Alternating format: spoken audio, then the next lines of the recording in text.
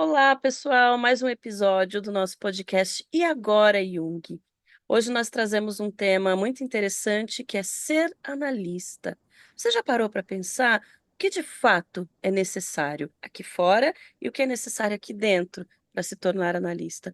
Hoje nós temos uma presença ilustre, Valdemar Magaldi, ele que é fundador do IGEP, o Instituto Jungiano de Ensino e Pesquisa, como vocês todos já sabem, que é o berço de onde todos nós aqui desse podcast viemos.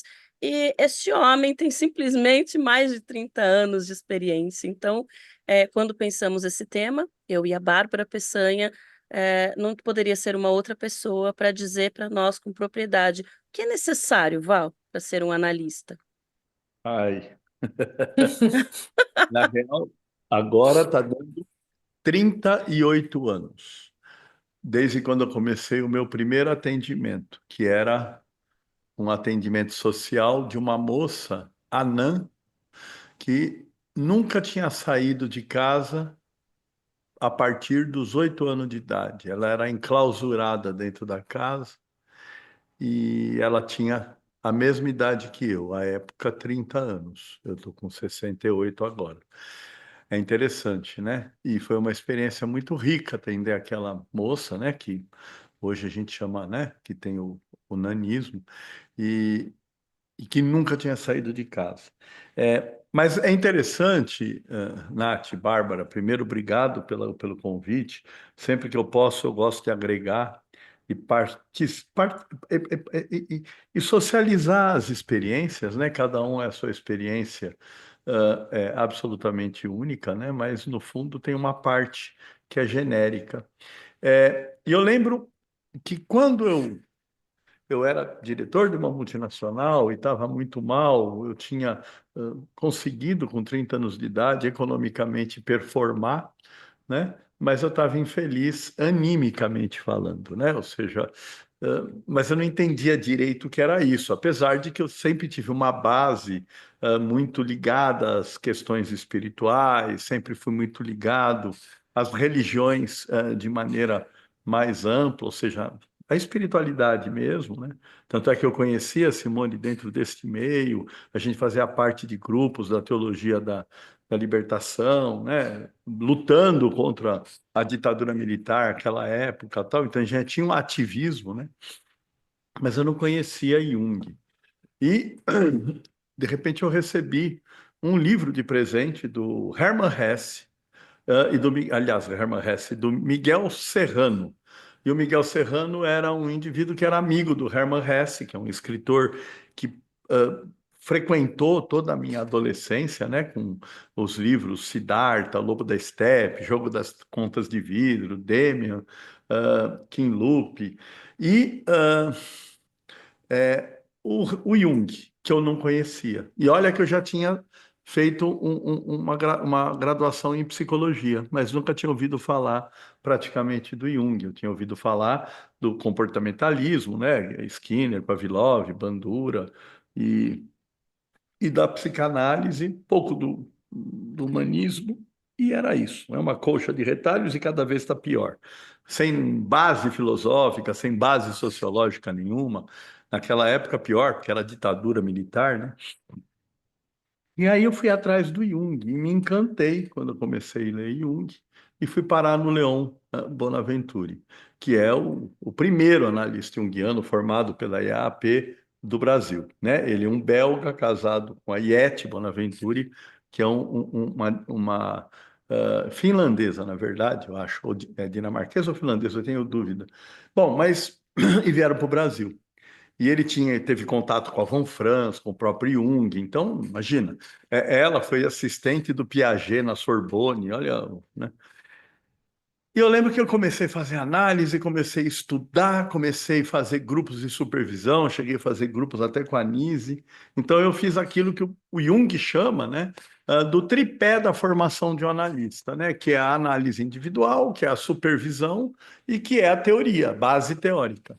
E um belo dia, eu chego para o Leon e falo para ele: Leon, você acha que eu tenho chance de me tornar um analista e minimamente ganhar? Eu não estava nem com grandes pretensões, uns 20% do que eu ganhava como diretor da empresa, que já estava bom, Eu ganhava muito, né?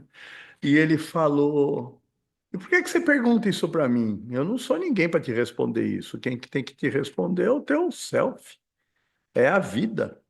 Se entrega, vai para a vida e a vida vai te dizer se isso vai dar bom ou vai dar ruim. Mas você precisa se entregar. E aí eu lembrei de um outro autor que me acompanhou na adolescência, que é o Castanheda, no livro A Erva do Diabo, e que nas viagens, né, dele com o San John, né, a erva, né, do mescal, ele falando com Dom Juan, que é o mentor dele, como Jung tem o Filemon, ele pergunta se ele poderia mudar o caminho se esse caminho não tivesse conveniente para ele. E a resposta é brilhante. O Dom Juan fala para ele: qualquer caminho é um bom caminho, desde que tenha coração. Se deixar de ter coração, deixou de ser um bom caminho. E você pode mudar quantas vezes for necessário, em busca do caminho que tem o coração. Porém, jamais olhe para trás. E o jamais olhe para trás, para mim, é crucial, né? Porque se eu vou agora, né, 38 anos depois, né, de ter feito esse turning point, saindo do mundo corporativo, onde muito jovem eu já estava numa carreira meteórica, né? Ou certamente eu estaria numa situação, né? E ficar pensando, aí se eu não tivesse largado, aí eu estaria paralisado no aqui e agora, né? Eu larguei, está largado. Tem coração aqui? Tem, cada vez mais, inclusive. Então, eu continuo. Então, e é sem fim. É um trabalho árduo, é perigoso, não é simples. O próprio Jung, no livro A Prática da Psicoterapia, lá nos primeiros capítulos, ele fala do perigo que o analista recebe, né, das projeções e do contágio psíquico, que é muito mais virulento do que o contágio bacteriano, né, por exemplo. E, e o quanto que a gente precisa estar inteiro e dedicado e ter, né, a paciência, a perseverança, a dedicação e o contínuo processo de aprimoramento. Ou seja, você vê nesses 38 anos, eu já li, reli, já fiz supervisão, já fiz terapia por 30 anos e falo com um, falo com outro. Esse é o caminho, é sem fim. E você cresce junto com teus clientes, né? É de uma riqueza enorme, mas é trabalhoso. E hoje, eu acho, é mais complicado, porque no meu caso, talvez até porque eu já estava num meio muito importante, no mundo corporativo, quando eu fiz esse turning point, em menos de um ano, meu consultório floresceu, eu fui chamado para dar aula, porque eu já tinha facilidade de liderança e didática, comecei a dar aula em graduação, logo, né, surge a primeira turma da formação de Jung, independente, né, o IGEP, começou em 1990, ou seja, nós já estamos falando de 34 anos, né? Então é muito tempo. 4 anos depois que eu saí, eu já estava dando curso, dando aula, atendendo e nunca mais parou. Mas isso não é a realidade de hoje. Eu vejo que os novos analistas têm que pagar um pedágio mais complicado, até porque tem uma realidade muito mais competitiva, né? É. Mas, Mas, diga, Bárbara. não, eu queria falar que tem a aula magna do professor Magaldi no canal do IGEP, que é uma aula muito tocante, né, para quando a gente está acessando esse mundo. Eu acho que é uma aula que quem pode experienciar ao vivo, tiver a oportunidade, que fizer fazer Jung, é uma aula muito importante, porque a gente vai revisando a partir do que ele vai trazendo muitas coisas, e que se eu quero realmente ocupar esse lugar, eu acho que é um ponto de virada. E tem sempre uma coisa que você fala, professor, que é uma coisa assim que eu acho é fundamental a gente carregar para a vida. Assim, meia volta eu me deparo com essa sua fala que reverbera, assim, a questão do estar preparado, que é não, a gente não pode estar preparado, a gente tem que estar disponível, né? Essa coisa do preparado e toda essa repercussão que a sociedade fala, você tem que estar preparado, você tem que estar, né? Como se a gente tivesse que engatilhar conhecimentos e não é isso, né? A clínica não é isso, o ser analista não é isso, a preparação, né? Só. Quem está preparado na realidade nega a alma, nega a psique. Infelizmente, os cursos de medicina preparam, né? E o preparo faz o coitado do profissional parar antes. E todo preparo leva a um pré-juízo. Porque aí ele fica com um juízo prévio, em busca do quê? Da patologização, né? Em busca de dar um nome para o sintoma e ter um caminho para tratar o sintoma, sem questionar a alma. Ah, sem entender que aquele sintoma nada mais é do que uma expressão criativa da alma, do self. E que o mesmo sintoma pode ter causas anímicas espirituais absolutamente diferentes em indivíduos distintos. Ou seja, o que leva uma bronquite para Maria, anímica espiritualmente falando, pode ser completamente diferente do que leva a bronquite para o João.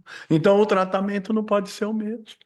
E a gente tem que estar na relação, né? Se entregar para a experiência, e por isso mesmo que a análise do analista é importante, a supervisão, porque ele vai entrar junto com o cliente nesse universo peculiar do cliente, para dar para o cliente o espelhamento necessário para que ele adquira o autoconhecimento e se conecte à sua essência que né, que provavelmente está sofrida, que é o que a gente chama de neurose, quando o eu e o inconsciente está em dissonância, por o indivíduo encontrar um sentido maior e um significado maior para a vida, mesmo que esse sentido e o significado desencaixe ele daquilo que nós chamaríamos de mainstream, politicamente correto, né, do homem da massa, né? É. Mas quando você falava, me deu uma impressão, talvez seja minha fantasia, mas talvez seja a fantasia também de quem está nos ouvindo, que parece que foi uma espécie de acaso, não que deixe de ser, ou que naquela época o mundo era um pouco menos competitivo. Mas eu não acho que é isso, Val. Eu acho que o que foi determinante foi a sua entrega. E é essa entrega que eu não vejo tanto. Eu vejo as pessoas muito assim: "Não, Nath, mas, não, mas já tem 3 meses". E eu falo e eu olho para a pessoa, né, às vezes dá para falar, a maioria das vezes não, a pessoa não se entrega nem para a terapia dela. Então, não sei, a pessoa fica esperando, parece que uma coisa mágica. Então, eu acho que essa entrega foi determinante. É o coração, é a coragem. Na primeira aula do Val, o que mais me chamou a atenção foi quando ele fala de coragem, que há que se ter muita coragem, né? Ir realmente com esse coração disponível. E eu não sei, me parece que as pessoas estão muito fantasiando que aqui é um morango, que aqui eu já vou chegar com uma clínica lotada, e não se preocupam, por exemplo, em fazer a própria terapia. O que vocês acham? É um risco, né? E o outro risco é aonde o indivíduo vai se propagar, né? Porque hoje, infelizmente, o jovem analista, ele tem que se valer das redes sociais, né? E as redes sociais, elas são totalmente pautadas por aquilo que a gente chama de algoritmos. Quem decide o algoritmo são os grandes computadores, os processadores, que vai entregando a informação na medida que vai tendo, né, a afetação, na medida que aquilo vai gerando interesse, né? E o que gera interesse? Aquilo que é raso, aquilo que é, é, é, é fantasioso, aquilo que é imediato, né? Soluções mágicas, né? Então aí a gente começa a ver, né, como ativar os três arquétipos do sucesso, né? O processo de individuação em 6 etapas, né? E aí, né? Workshop para individuação no fim de semana, né? E E isso aí a gente que estuda, né, e entende um pouco melhor assim o que o Jung talvez quisesse falar, né? Porque aí também tem a nossa fantasia dentro dessa explicação, que é a individuação. A gente entende que não tem fim, que não é uma coisa que se invoque, né? E aí vai gerando também uma angústia. Eu acho que, para mim, essa questão de se mostrar e a rede hoje ser um lugar que você se vende, né? O seu currículo está ali, essa coisa do mercadológica é uma angústia muito grande, né? Eu tenho porque é uma necessidade hoje. Se você não existe ali, você não existe para o mundo. Então, assim, é um espelho. Mas, assim, não é um lugar que eu me sinta comprometida em colocar questões ali, né? Mas a gente percebe que as pessoas às vezes ficam mais comprometidas com a propaganda em si do que com o próprio processo, né, de se colocar disponível, vulnerável dentro do que, né, do chamado, o que é esse chamado, né? Como é que eu me conecto com isso? Então, assim, eu acho muito complicado esse lugar, né, das redes. Eu acho que isso daí suga um pouco a nossa alma no meio do processo, né? tem uma música do Oswaldo Montenegro, que um trechinho dela, e isso é bem antes disso tudo que nós estamos falando das redes sociais, mas ele fala que o indivíduo se encanta muito mais com a rede do que com o mar. E O que esse é o faz problema, sentido, né? O que né? Ou tem seja, o mar é o grande inconsciente, é o self, né? Mas a pessoa está tão encantada com a rede que esquece que tem o mar, que tem o si mesmo. Porque há algo de sedutor, né? Porque quando a gente vai para o processo, é doloroso, É, incomoda. A gente não quer ter contato com a sombra. Então, é. as E pessoas me falam: ai, nossa, você não acredita, chegou esse cliente difícil, ele quer que eu dê uma resposta. Aí eu fico pensando, né, meu, você que quer dar a resposta? O cliente não quer a resposta, ele nem precisa da resposta. Ele tem que encontrar a resposta nele. Mas a gente vai para essa coisa de ser analista ainda com pensamento redutivo causal, eu preciso dar a resposta. Eu preciso consertar a vida do meu cliente. Dá vontade de falar, conserta a minha também, então. Não, eu falo que às vezes a pergunta, né, até por o nome, né, é e agora Jung, que é muito esse questionamento. Tá, tô sabendo disso, e agora, né? É sempre o questionamento. Não, se eu soubesse, tivesse uma fórmula mágica para isso, eu estaria, né, miliardária. Eu teria salvado o mundo porque não tem resposta, cada indivíduo vai ter seu caminho. Mas assim, eu acho muito importante esse tripé, né? O conhecimento, talvez, acesso à teoria é o mais fácil de todos, né? Porque intelectualmente você consegue acessar determinadas coisas, mas se colocar vulnerável dentro de um processo terapêutico e se botar num lugar talvez de ineficiência, né, dentro de uma condução, porque isso acontece, né, junto com os seus, e você colocar, estou com uma dificuldade aqui e ser julgado, né? Porque não é um julgamento. A gente sabe que os grupos ficam muito coesos, a gente fica numa unidade, tem a questão do teu orientador, né? Então, assim, tem uma condução, mas assim, isso daí é um lugar muito importante da gente ocupar, porque a gente sai dessa cadeira, né, do tipo assim, eu obtenho conhecimento. Não, eu estou experienciando essas histórias, eu estou vivendo junto. E eu acho que a gente vai muito para aquele lugar do Jung que ele fala que a gente só consegue conduzir o outro até onde a gente foi, né? Então, se colocar Sim. vulnerável, se colocar em lugares de fracasso, se colocar em lugares de crise, de dúvida, de angústia, faz a gente até melhorar a nossa clínica, o que é completamente dicotômico dentro da cabeça das pessoas, né? É como se a gente fosse entrar numa faculdade de psicologia, né?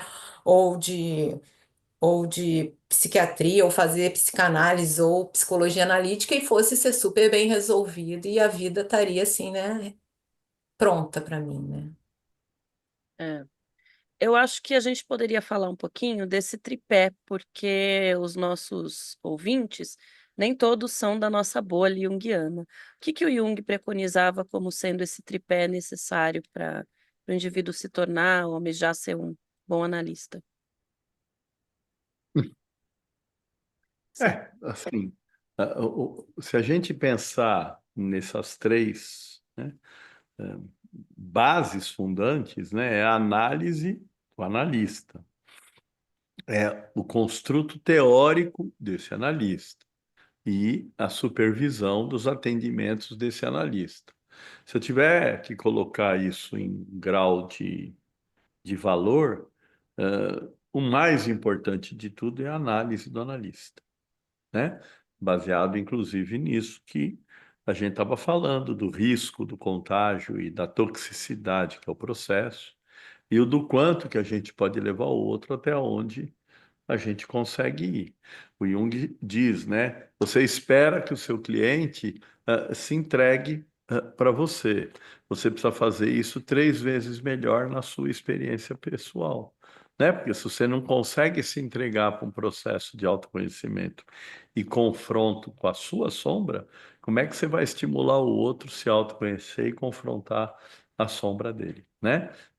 Não vai rolar. Então, o mais importante mesmo é a análise do analista. E toda análise é meio didática, por isso que a grande maioria dos analisandos do Jung, da primeira leva de analisandos do Jung, quase todos se tornaram analistas, né?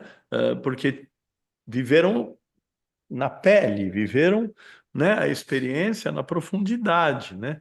Ah, e isso é muito importante, né? Esse processo, né, da análise. Mas, assim, o que que é a análise? Qual é o objetivo da análise, né?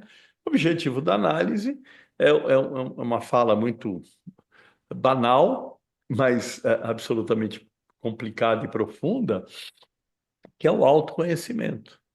Mas o autoconhecimento que vai muito além da biografia, né? Vai muito mais além do que o que eu sou, né? Quem eu sou, tem que ter o para que eu sou, por que eu sou, né? Qual é o sentido desse ser, né?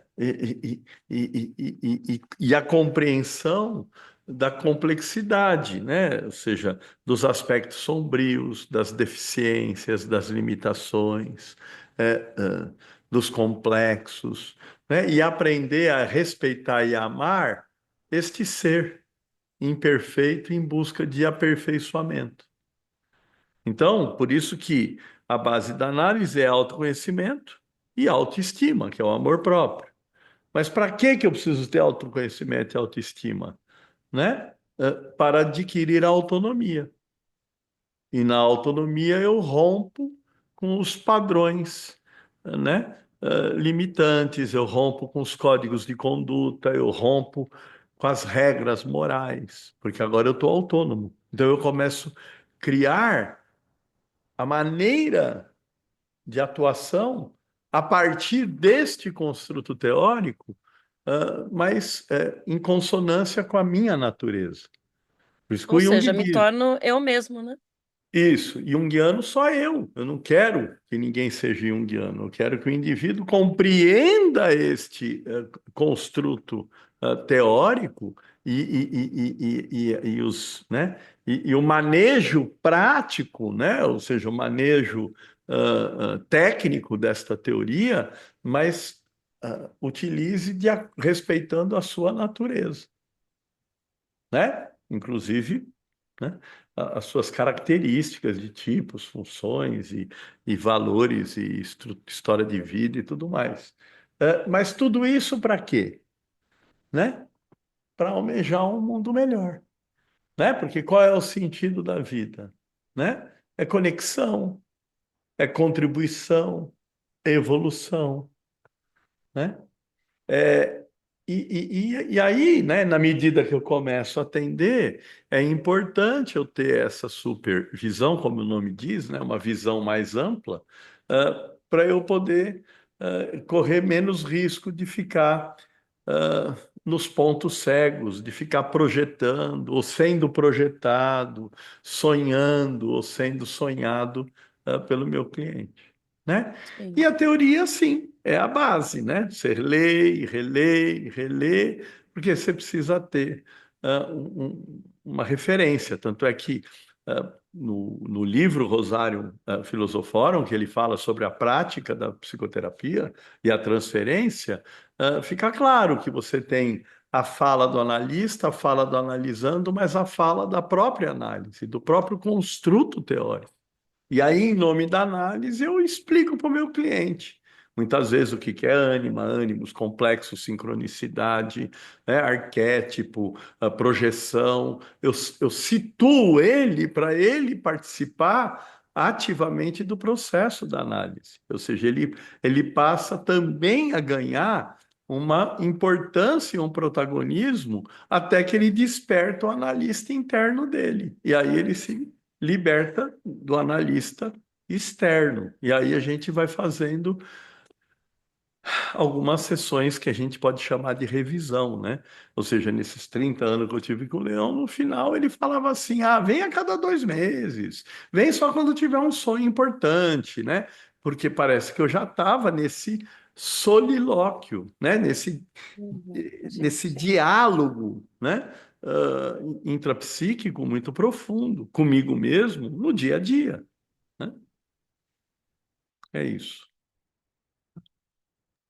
Tá certo. Nossa, é incrível, né? A gente tem que realmente pensar sobre isso. Que pena que o podcast é tão curtinho. Tem que ser assim, né? Porque para não ficar cansativo para ninguém também. E ao mesmo tempo que nós falamos poucas coisas aqui, são coisas que realmente vocês deveriam refletir. Refletir se você está disposto a ter essa entrega, se há então essa prontidão interna, se você está disposto a correr os riscos, se a coragem se fez presente, talvez, com vocês. Eu quero agradecer. Eu acho que, assim, tem uma frasezinha dessas de meme que eu acho uma graça, mas eu me sinto representada, que a gente não é o que a gente junta, a gente é o que a gente espalha. E o IGEP espalha conhecimento, espalha essa coisa do propósito. E são tantas almas tocadas assim que a gente vê, né, dentro dessa dinâmica de se conhecer a partir do Jung, que é um benefício assim coletivo, né? A gente vê isso daí se propagando. Então, assim, eu queria agradecer ao Val a presença aqui, a Nathalie também. E é a oportunidade de falar sobre esse tema tão profundo e importante para gente. É isso aí. Que bom. Obrigada. Obrigada, gente. Eu queria também fazer um pedido para você que está nos assistindo, para você que está nos ouvindo. Nós temos pensado muito, eu, a Bárbara, talvez até o Val, temos pensado muito que nestes anos todos, eu sou bem mais nova, né? Eu e a Bárbara, mas nesses anos todos que o IGEP está aqui, e muito provavelmente, se você está nos ouvindo, você já ouviu falar do IGEP, ou talvez você estude lá. São muitos anos mudando a vida das pessoas. Então, eu convido vocês a entrarem lá nas páginas do IGEP e contarem como que o JEP mudou a sua vida, qual a significância, como isso foi importante para te transformar. E através disso, a gente quer gerar o engajamento, a conexão, porque é tudo isso que o Jung pede para nós. Vamos nos conectar, vamos compartilhar, vamos tentar de alguma forma mudar este espírito da época. Um beijo a todos vocês. É isso aí. Conexão, contribuição e evolução. E ó, junho de 2025, o 10º Congresso do IGEP. Crise da meia-idade, o direito de envelhecer e morrer. É Esperamos isso aí. vocês lá.